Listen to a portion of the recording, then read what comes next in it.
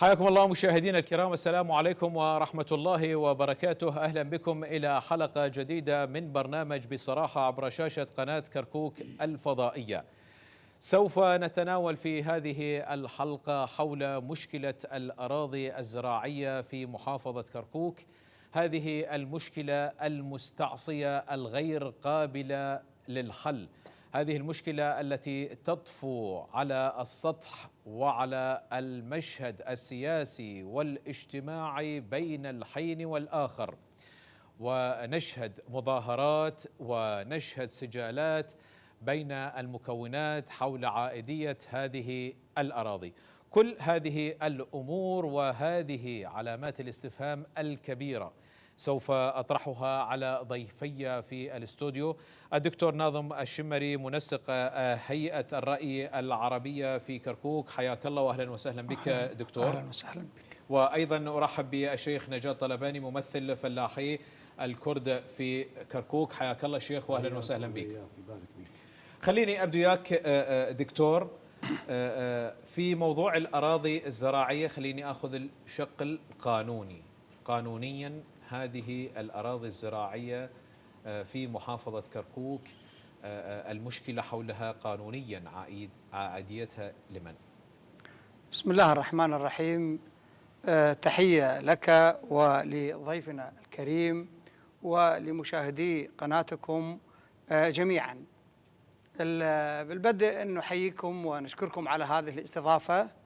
والحقيقة أنه هذه المشكلة، مشكلة الأراضي أو الصراع أو الخلافات حول الأراضي الزراعية، هي مشكلة موجودة في كركوك بالتحديد بشكل خاص، وموجودة في بعض الأماكن في البلد، ولكن بشكل خاص في كركوك هذه المشكلة للأسف موجودة.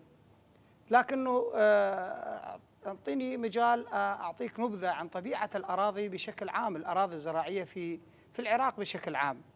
نعم. احنا نعرف أنه العراق فتح في عهد الخليفة عمر بن الخطاب رضي الله عنه، والخليفة عمر رضي الله عنه أقر الخراج على الأراضي العراقية.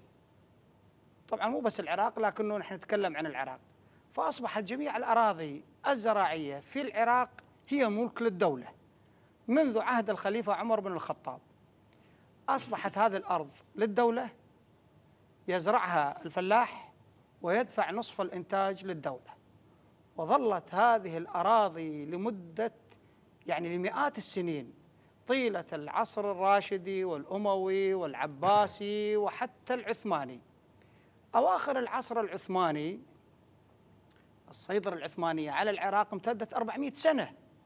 في أواخر العصر العثماني قامت الدولة العثمانية بتوزيع الكثير من هذه الأراضي على شيوخ العشائر وعلى رجال الدين وعلى الأغوات وعلى البيقات.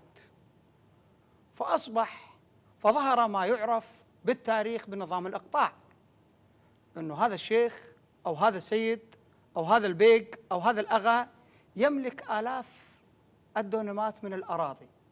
يعني في كتاب حنا بطاطا المشهور في تاريخ العراق المعاصر يذكر أنه عائلة واحدة في محافظة عراقية تملك 300 ألف دونم من الأراضي. وطبعا بقى هذا النظام الإقطاعي حتى مجيء البريطانيين، ومن ثم إنشاء الدولة العراقية الحديثة المعاصرة، ومجيء الملك فيصل والعهد الملكي، لحد حكم عبد الكريم قاسم الذي ألغى نظام الإقطاع وأقر قانون الإصلاح الزراعي اللي هو في عام 61. فقامت الدولة آنذاك بأخذ جزء الأغلب من هذه الأراضي من الإقطاعيين وتوزيعها على الفلاحين على شكل عقود زراعية. واستمر الحال. فاستعادت الدولة العراقية هذه الأراضي التي منحت للأغوات والبيقات وشيوخ العشائر ظلما وبهتانا وزورا، وكان الفلاح والمواطن العربي وغير العربي هو يعمل من مقابل الطعام فقط عند الأغا وعند البيق وعند الشيخ، لا يملك من الأرض شيء. حتى جاء عبد الكريم قاسم فقام بتوزيع هذه الأراضي على الفلاحين على شكل عقود تكون الدولة فيها الطرف الأول والفلاح هو الطرف الثاني. نعم. هذه يعني بشكل عام. وهذه في مدة قليلة، يعني ما قبل 40-50 سنة الدولة قامت بتوزيع هذه الأراضي، وطبعا الدولة هي ولي الأمر. اليوم تعقد معي عقد زراعي ثم تلغي هذا العقد وتمنحه لك. نعم. وهكذا. نعم. خلينا انتقل مختصر عن الأراضي. نعم. للشيخ نجاة طلباني. شيخ، الدولة لها الحق، هذه أراضي تابعة للدولة، وبالتالي الدولة هي صاحبة الحق في إجراءات العقود وإعطائها للفلاحين ضمن عقد قانوني. أين المشكلة؟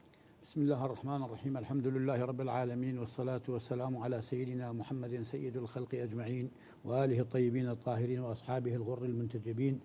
بارك الله بكم وبكوادر التلفزيون، وأحيي الدكتور لحضوره هذا البرنامج.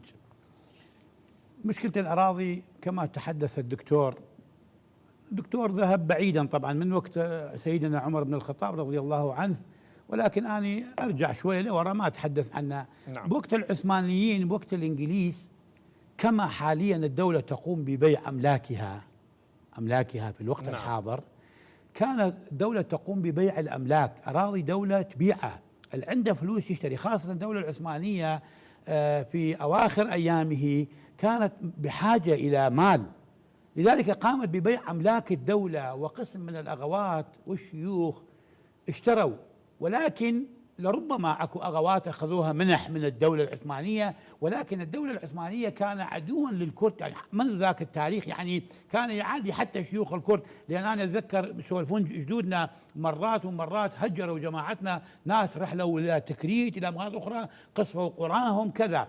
ولكن كشرع الاسلامي، بالشرع الاسلامي يعني الدكتور ادرى من هذا الموضوع، يعني ربما من اتحدث عن هالكلام يمكن شويه اتحفظ، يعني اخاف يعني من هالكلام صراحه، لان الدكتور اختصاصه بالشرع الاسلامي وبالتاريخ الاسلامي. دائما لازم يكون التساوي. نعم. الدوله من تحكم بالتساوي. انا ما راح اذهب بعيد، ابدا من قانون الاصلاح الزراعي اللي تحدث عنه الدكتور منه كتب عبد الكريم القاسم. بعدين طبعا هذا القانون الاصلاح الزراعي ما طبق في كل العراق بوقت عبد الكريم القاسم، باعتبار في مناطق الشماليه كانت اكو مشاكل، طبقت في بعض مناطق الجنوب وبقى المناطق الشماليه. في زمن الحكومه السابقه، في زمن النظام البائد، في سنه 1970 صدر قانون رقم 117 للاصلاح الزراعي لتحديد الملكيات. اني رغم انها صدر في زمن هذا النظام اللي احنا دائما راينا ضد تصرفاته، ولكن انا اعتبره اعدل قانون للاصلاح الزراعي صدر في زمن النظام البائد. لماذا؟ لان وزعت الاراضي بالتساوي، جاب كل الملاكين الكرد والعرب والتركمان، انطاهم نسبه محدده سماه بالاراضي المجنبه.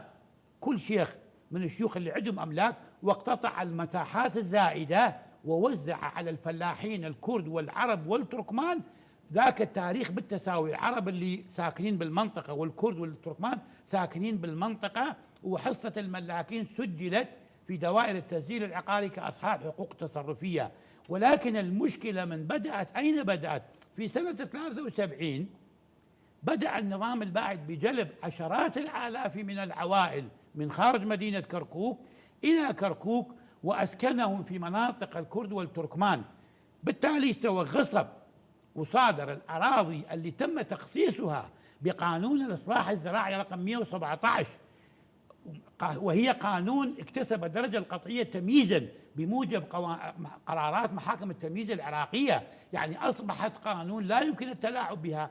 ولكن أتى استثنى إخواننا العرب وشمل القرارات أراضي الكرد والتركمان فقط، وجاب بعوائل من خارج كركوك. وأني أتذكر يعني الزروع كانت واقفة في الشهر الرابع والخامس قبل الحصاد، نزلوا مع احتراماتي أنا طبعا أنا رجل قروي ورجل عشائري، جاءوا بإبلهم وغنمهم وتكرمون دوابهم، نزلوا زروع ما محصودة بال73، وبال75 بدأ بشرعنة هذا الغصب، بدأ بإصدار قرارات لمجلس قيادة الثورة المنحل. قسم مصادرة سماه، قسم سماه استملاك، شمل فقط أراضي الكرد والتركمان واستثنى شيوخ العرب. يعني الدولة أنت من تجي تحكم لازم تحكم بالعدل، وإن نعم. حكمتم بين الناس فاحكموا بالعدل. نعم. خلينا أنتقل للدكتور. دكتور، الدولة لازم تكون أبوية وراعية لمصالح جميع فئات الشعب بشكل عام، أليس من الغبن استثناء العرب ويكون موضوع أخذ الأراضي فقط من الكرد والتركمان؟ سقط النظام السابق، بالتالي يجب عودة الأمور إلى طبيعتها. شوف أستاذ، أنا مع الأخ الشيخ في أنه الدولة قامت آنذاك نعم. بإعادة توزيع الأراضي. أنا قلت أن الدولة ولي أمر. الدولة لدواعي أمنية، تعرف الصراع اللي حصل عام 74 وقبل 63، وكانت هناك حروب داخلية، حرب داخلية بالبلد. فالدولة لدواعي أمنية قامت بإلغاء بعض العقود وتعويض الفلاحين الكرد بمبالغ يعني في ذلك الزمان مبالغ طائلة أو مبالغ خيالية. يعني أنا أذكر أن هناك في قرار واحد من قرارات مجلس قيادة الثورة أنه أطفأت عقود عدة مقاطعات، والقرار صادر عام 77 مقابل تعويض الفلاح على كل دونم 20 دينار للدونم الواحد. في ذلك الزمان 20 دينار يعادل، عندما كان الدينار العراقي يعادل أكثر من $3، فالمبلغ يعني العقد كان 50 دونم، 1000 دينار عراقي في عام 77، مبلغ خيالي. وفي بعض المناطق المبالغ كانت أقل. المهم أنه هذه دولة أصدرت هذه القرارات، وهذه القرارات أي قرار مهما كان حصل بزمن النظام السابق، حصل بزمن عبد الكريم قاسم، حصل بزمن العهد الملكي، قرار صادر لا يلغى إلا بقرار جديد. نعم. فواجب الدولة، واجب الدولة الحالية هي أكيد يعني عليها واجبات. من ضمن هذه الواجبات أنه إعادة، يعني أنا رأيي وقناعتي بما أن الأرض للدولة، الأرض للدولة، إحنا متفقين أنه الأرض للدولة، وممكن الدولة إذا استعصت عليها مشكلة تقوم بإعادة توزيع الأراضي على ساكني المنطقة. خلي أعطيك على أنه ما قامت به الدولة بعد نعم. 2003. نعم. قبل لا تعطيني، نعم، قبل لا تعطيني عن هذه النبذة، خليني أروح على الشيخ. شيخ، تم تعويض الجميع بمبالغ خيالية مثل ما قال الدكتور، مبالغ طائلة. كانت هناك دواعي أمنية، وبالتالي هي دولة وتعرف تتصرف. شنو ردك على التعويضات بمبالغ طائلة وخيالية؟ ليش هسه قاعد تطالبون والكثير استلم هاي المبالغ الطائلة؟ أنا أذكر نفسي وأذكر الحاضرين جميعا بالآية القرآنية: بسم الله الرحمن الرحيم، ولا تركنوا إلى الذين ظلموا فتمسكم النار. وقول سيدنا رسول الله صلى الله عليه وسلم عن الظلم: من عان الظالم على ظلمه ترى فهو ظالم حتى ولو بشطر كلمة. أولا الأراضي ما كانت عقود، اللي يتحدث عنها السيد الدكتور أراضي طابو، أراضي طابو، ويتحدث عن التعويض. يعني والله واحد نوبات، يعني أنا من نفسي أخجل، أنا من نفسي أقصد أخجل إذا أتحدث عن التعويض. في قرار 824 استملكت الدولة 38,188 دونم، 38,188 دونم مقابل 51,000 دينار و184 و250 فلس. لو تأتي تحسب يطلع الدونم ذاك الوقت دينار و340 فلس، دينار و340 فلس. وأنا ذاك كانت طن الشعير المنتج من الأراضي، أكثر كان يزرع الشعير، كان ب3 دنانير. يعني قيمة التعويض للدونم الواحد أقل من قيمة نصف طن من الشعير لإنتاج سنة واحدة. يعني أنت الدونم تعوض بقيمة إنتاج نصف، وطبعا فلوس ما حد استلمه. احنا ما استلمنا ولا شفنا الفلوس، ما ندري الفلوس وين راح. يعني كانوا يسلم بيت شيوخ عشائر من العرب. يعني انت شايف اني رجل كردي إذا عندي أرض بايعة فلوس دولة يسلمها إلى شيوخ عشائر عرب يجي يتصرف بهالمبلغ، ما حد يدري الفلوس وين صار. يعني لو تجي تحسب هسه ذاك الوقت الغرام من الذهب كان دينار و500 فلس، وقيمة الدولة الواحد كان أقل من قيمة غرام. هسه غرام الذهب ب120 ألف دينار، يعني هسه دونما العرض ب120 ألف دينار، وهسه دونما العرض يساوي بين 10 إلى 15 إلى 20 مليون دينار في الوقت الحاضر. وهي القرار بالتالي مخالفة للشرع الإسلامي. الدكتور اطلاعه أكثر ومعلوماته أكثر، ارجع للشرع الإسلامي دكتور. الغصب حتى إذا كان بالتعويض يجوز. أنت إذا عندك سيارة هسه يومية يشتغل 10 دنانير، يجي واحد يغصبه من عندك ويقول له تبيعني إياه ب5 دنانير، يعني هل هذا معقول؟ وهذا بالتالي مخالف لو ترجع للشرع الإسلامي كاملة، لو ترجع لأقوال سيدنا رسول الله صلى الله عليه وسلم ولأقوال الأئمة ولأقوال المجتهدين والعلماء، كلها ترى إن غصب العرض دون موافقة صاحبه لا يجوز إلا إذا كان للمنفعة العامة، مثلا مدرسة، مستشفى، نعم. دائرة حكومية. لكن أنت تجي تأخذ من فلاح كردي وتنطي الفلاح عربي، وإذا كان الدولة يريد يقدم أو يعيد توزيع الأراضي مثل ما يقول الدكتور، ليش ما شمل العرب؟ توزيع الأراضي بس شمل الكرد والتركمان، ليش ما شمل العرب؟ نعم. استثناءات. نعم دكتور، مبدأ العدالة والمساواة، خاصة نحن بعد 2003 نظام ديمقراطي مبني على المساواة. في محافظة كركوك التعايش بين المكونات، بدأت مسألة الأراضي تهدد السلم المجتمعي داخل محافظة كركوك، وبدأت الأصوات تتعالى، وشاهدنا مظاهرات وقطع للطرق ونصب خيام اعتصام. لماذا لا توجد صيغة كممثلي للعرب وممثلي للكرد، وبالتالي تكون هناك صيغة شاملة متفق عليها تطرح للحكومة؟ بالتالي الحكومة سوف تكون راضية إذا كانت الأطراف المتخاصمة راضية عن هذا الأمر. شوف أستاذي، أنا بس خلي أرد على الشيخ أنه هذه الأراضي كانت طابو. لا، ماكو طابو. الطابو كانوا بس للإقطاعيين. الفلاح البسيط ما كان يملك طابو، يملك عقد. وهذه بأغلب الأراضي في العراق. وحتى ذاك طابو هو طابو الإقطاعي، مو المواطن بسيط. فإحنا الإقطاع ألغي بقانون الإصلاح الزراعي. الدولة ممكن أنا قلت لك إنه لدواعي أمنية آنذاك اضطرت، لجأت، ظلمت قسم، الدولة بالحرب وكل شيء تسوي.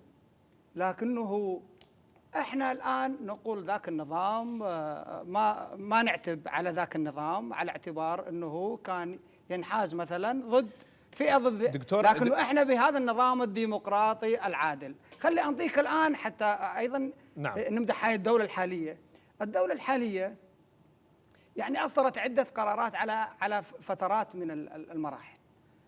أول شيء الدولة أقرت قانون المادة 140 بالدستور. المادة 140 بالدستور مادة معروفة وطبقت لسنوات في كركوك.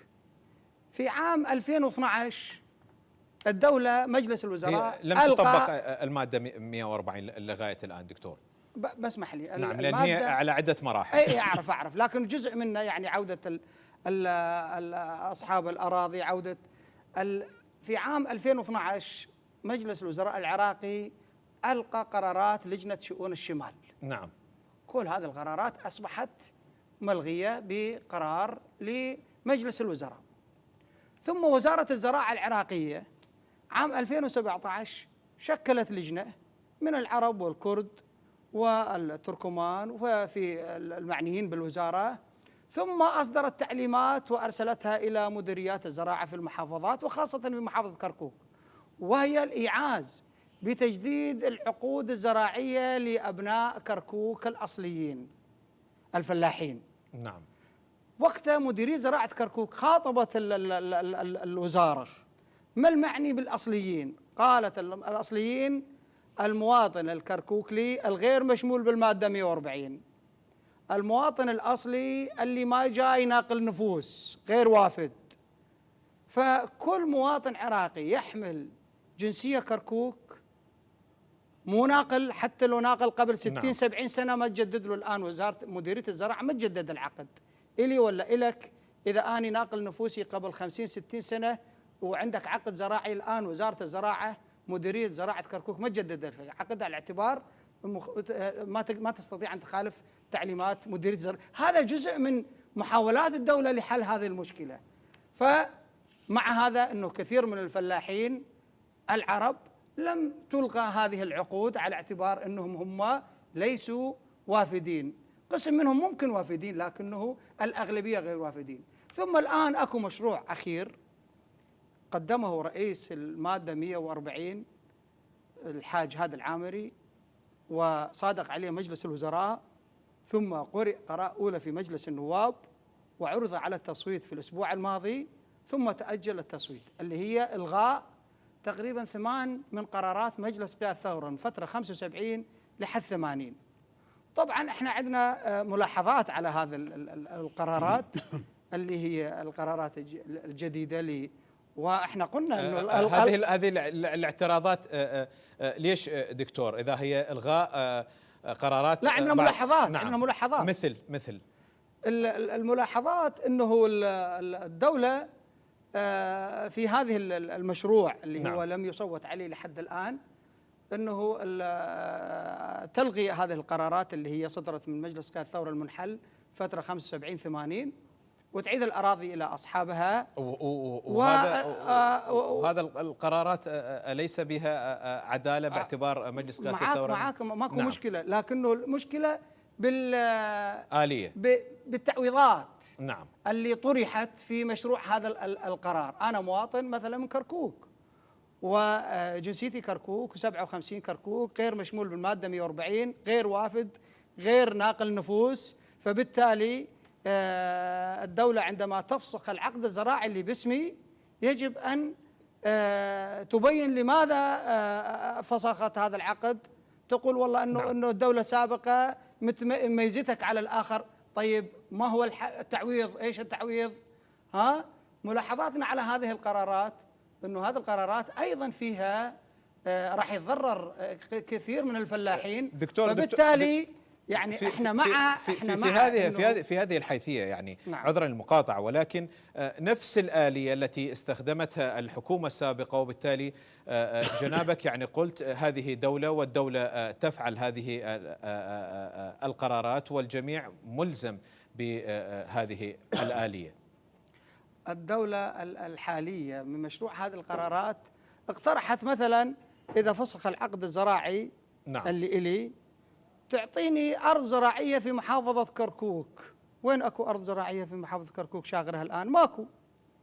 فيفترض شوف الدولة السابقة ما قالت أنه يفسخ العقد من المواطن الكردي وننطيه أرض زراعية في أربيل، لا، قالت له هذا مبلغ مالي. نعم. وحتى هذه القرارات الأخيرة يعني يستثنى من ذلك المستلم تعويض. نعم خلينا ننتقل وبعدين ايضا يعني الحاج الدولة نعم. الدولة ما تنطي للشيخ مبلغ من المال وتقول له روح وزعه على المواطنين. نعم. شلون هذا كلام؟ نعم. يعني بشكل عام هل هناك موافقة عربية على هذه القرارات؟ احنا وفق إرادة الدولة شو تقرر. احنا كمواطنين، انا كمتابع كسياسي نعم مع القانون، انه مع القانون. نعم القانون لكنه امنا انه نعم. انه هذه القرارات تكون منصفه، تكون نعم. عادله. اذا انتم ما راضين على الدوله السابقه تكون قراراتها كانت ظالمه ومجحفه ومنحازه لفئه معينه، على ان الدوله الحاليه ان تكون منصفه وتقف نعم. على مسافه واحده من الفلاح العربي والكردي والتركماني. نعم. خليني اعود مع الشيخ. نعم. شيخ تاخرت عليك، سجلت ملاحظات وايضا لديك بعض الوثائق الملاحظات اللي اولا جنابك سجلتها ايضا على الدكتور، وايضا الدكتور يقول اكو لجنه وهناك بعض قرارات مجلس قياده الثوره المنحل سوف يتم الغائها والامور تبشر بخير. شيخ انا بالنسبه لكلام الدكتور لي احترام كبير للسيد الدكتور نعم. الدكتور يذكر يقول كان اكو حرب ودوافع امنيه مع نعم. امنيه، اصلا بال 75 اكو حرب، بال 75 قبل 75 بال 73 من نزل العوائل العربيه من خارج كركوك ماكو، بس هي كانت سياسه ممنهجه للتغيير الديموغرافي في كركوك 73، حتى كان اكو مفاوضات ويا الحركه الكرديه، بس كانت سياسه البعث كانت سياسه ممنهجه للتغيير الديموغرافي في كركوك انذاك. وبالنسبه للتجديد العقود كما ذكر الدكتور، تجديد العقود صار بها تضليل عداله بكركوك. نعم، ويقول ليس هناك طابو، يعني ما الاغلبيه عقود. اذكر لك ماكو تجديد العقود، صارت كلها بتضليل العداله. لو انطيك بعض التفاصيل، وهسه عندنا دعوه بالمحاكم على هالموضوع من قبل مديريه الزراعه ووزاره الزراعه، صار بها تضليل العداله بكركوك، والدكتور يقول ماكو طابو. هذه طابو نسخه ونسختين وثلاثه عندنا. مواطن له اغا. لا اغا. اي اغا. يعني انا قلت اغا لك مو مواطن. الاغوات اغا مو مواطن عراقي. الاغوات اذا سمحت دكتور ما قاطعتك، دكتور ما قاطعتك. هذول لهم استثناء من الدوله. نعم. دكتور ما منحتهم. بس اسمح لي بس. لا ما قاطعتك دكتور. انا اقول لك نعم. جيب لي طابو باسم مواطن فقير. نعم. بالتالي الاغا والبيت عنده 10 15 دونم. ما قاطعتك دكتور رجاء. نعم. وهذا المواطن ترى ماكو اقطاعي عنده 5000 دونم، كل يعني اقطاعي هسه هذا لو تقرا الورثه والمتوفي هم عنده 20 و30 و40 دونم. هذا طابو يعني صادر بوقت البعث، يعني وفق قانون الاصلاح الزراعي، هذا طابو صادر. بعدين الاقطاعي ماكو اقطاعي عنده 5000 و6000 دونم هسه، ال 100 دونم وال 200 دونم هذا كله ورثه، وهذا طابو صادر بوقت البعث، مو عقود من الدوله اللغاه. بعدين حتى اذا اكو ايش قد الارض؟ العرض لا الطابو كله. لا وحده منهن. لا اريد كلهن. لا بس باسم واحد هن. لا مو باسم واحد. لا تعطيني الورثه اخويا، مو بس شلون ما انطي لا مو على الورثه، على الاب الجد الاصلي. ايش قد اسمه؟ انت شلك علاقه؟ اقرا الورثه. طبعا صاروا 50 نفر بوقت البحث. لا صاروا 200 نفر. اللي عنده 20 دونم و30 دونم هذول ايضا مواطنين عراقيين. لا انت تقدر تقول ورثه الاقطاعي مو مواطنين عراقيين، وما يهود يترحلون. لا ما عراقيين ومواطنين عراقيين اصلاء. لكن انت دكتور من تجي تاخذه من مواطن عراقي اصيل وتنطي للمواطن اخر. اذا سمحت لي دكتور ما قاطعتك، يعني كتاب من محافظ ما قد ايش قد الارض الاصليه باسم الجد، مو باسم الجد. 5450 وحده من القطع. 5000 دونم باسم 100 ورثه دكتور. 100 ورثه هذا الدليل. يعني زين هسه اكو بالعراق ماكو. بس اسمح لي. لا اكو ناس املاك. بس اسمح لي دكتور، اكو ناس عندهم املاك بمليارات الدنانير هسه بالعراق. اكو واحد يقدر يقول له ليش ما اكو؟ ليش عندك املاك؟ نعم. بس يكمل الفكره الشيخ وارجع لك. خلي الشيخ يكمل الفكره وارجع لك. نعم اذا تسمح لي. نعم. كتاب من وزاره الداخليه العراقيه عن طريق محافظ كركوك الى مديريه الزراعه، ناس مواطنين مبعدين من الكويت وجابوهم يمنى سلموهم اراضي. لا ذول عراقيين. لا عراقيين من الكويت. انت لونهم كويتيين كان ظلوا تعتبر ورثه الاقطاعي مو عراقي ما يستحق. وهذا كتاب لجنه شؤون الشمال يستثني العرب فقط ويشمل الاراضي، يعني ما نصها. انا اقرا لكم ما نصها. نعم. الى محافظه تأميم نسب سيد نائب رئيس الجمهوريه انذاك طه ياسين رمضان رئيس لجنه شؤون الشمال الاتي: تشمل الاطفاء الملكيات العائده للملاكين من غير العرب، الاطفاء الحقوق التصرفيه. اما العرب قرارات لجنه شؤون الشمال ملغيه. لا دقيقه، مو قرارات، هذا قرارات ثوره. بعدين هذا كل كتب القياده العراقيه في زمن النظام البائد لو تقرا يقول يكون التاجير الاراضي فقط كاسبقيه العشائر العربيه محسومه الولاء ساكنه في كركوك. يعني حتى العشائر العربيه ما كان يشملهم كلهم. لاحظ يعني يقول حتى الفلاح الكردي ما له حق بالايجار يشتغل عند الفلاح العربي، عند الملاك العربي، من ياخذ من عندك عرض انت ويمنعك حتى كتشتغل. اسالك سؤال حجي. تشتغل عنده. اليس هذا ظلما يا دكتور؟ وانت رجال اختصاصك التاريخ الاسلامي صحيح. وعلمي معلوماتي صحيح. عندك وانت رجال متدين. خلصت؟ لا رجال متدين. بعدين يعني هذا الحاله انت تقبل به؟ فقط يشمل المواطن الكردي والمواطن التركماني. طيب هل استطيع ان اقول انا كمواطن عربي بس مرة. لا بس لاحظ بشرفك بس اسمعني. لا كل القرارات صحيح والله صحيح. كل القرارات كلامك صحيح. كلامك صحيح. يستثني العرب. قرارات دولة. هذا عدالة. اصبر. دولة ظالمة. الدولة لازم ينظروا بعين واحدة للكل، واللي يأيد الظلم ترى هو ظالم دكتور. اصبر. كلام الظالم اذا تأيد انت فهو ظالم. خلينا نعطيك واحد من قرارات الدولة السابقة الظالمة. مثلا الدولة السابقة الظالمة أعفت المواطنين الأكراد الكرد من الخدمة العسكرية. هل أنا كمواطن عربي هذا القرار من تعفي المواطن الكردي من الخدمة العسكرية ويعرف الكردي ما يخدم؟ بس اصبر. هل أنا أعتبر بس اسمح لي هذا غير موضوع.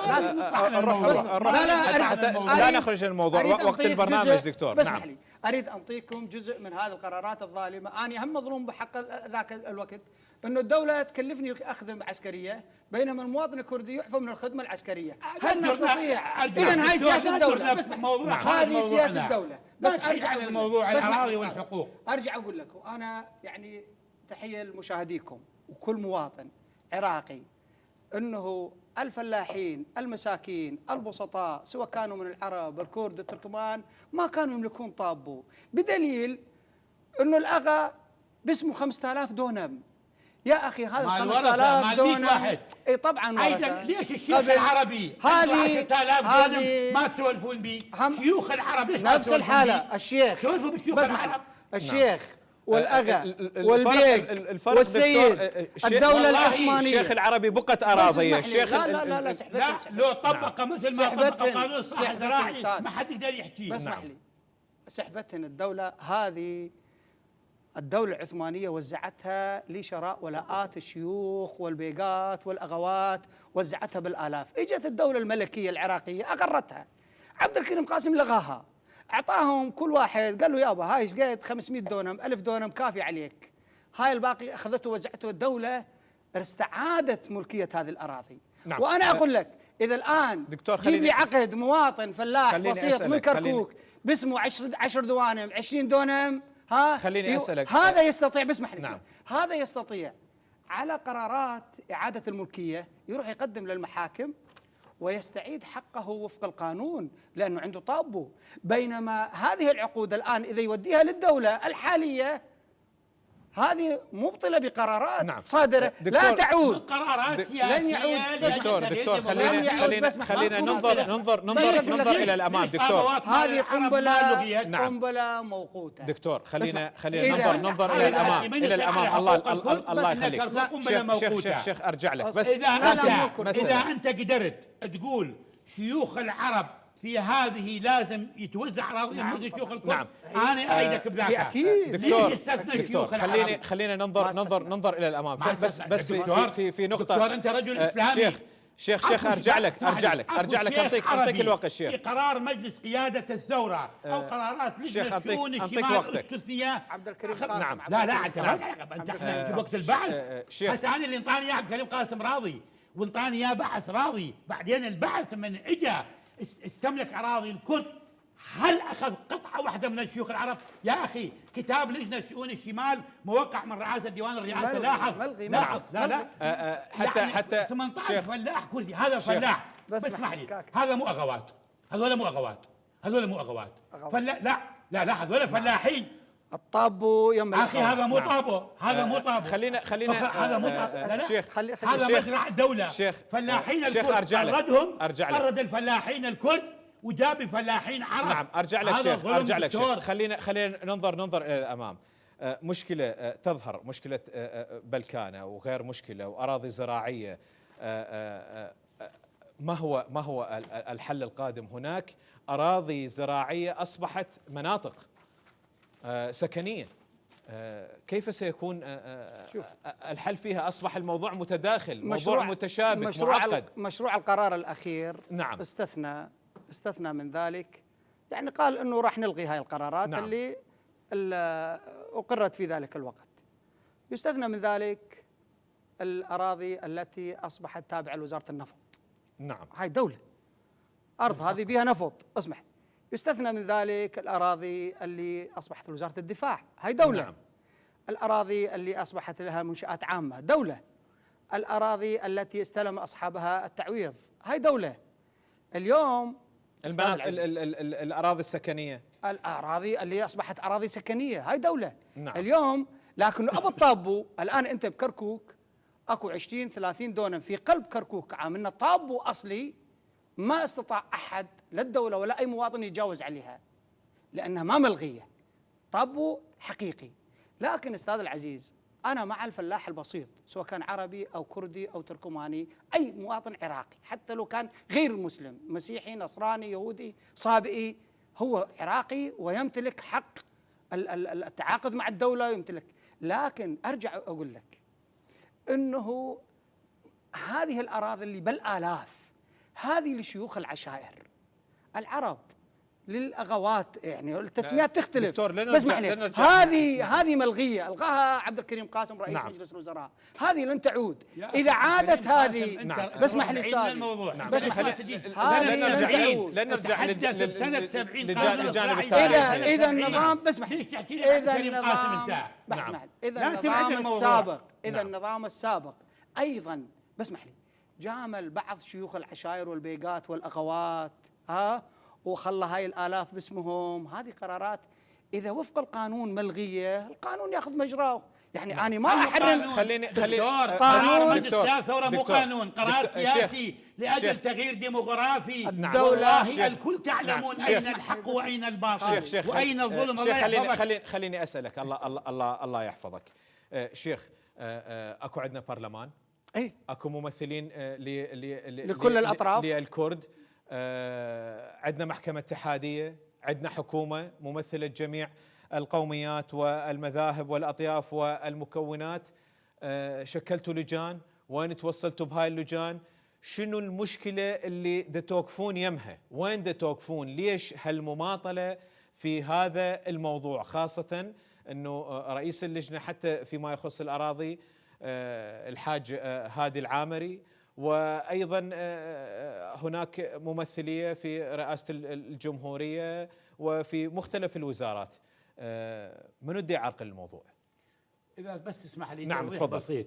الدكتور أشار إلى أن الفلاحين العرب كرد تركمان سوى الفلاحين البسطاء مثل ما سماهم. نعم. بس عندي دقيقتين حتى شيخ حتى يظن أن البقية يعني كإقطاعيين، يعني لربما مو عراقيين أو كذا. نعم. يعني حتى الفلاحين الكرد والتركمان اللي انطاهم الدولة بقرار 117 قانون 117 30-40 دونم أخذوها تالي، يأخذوها من الكرد والتركمان وانطوها الفلاحين العرب الوافدين، حتى هذا 17 دونم.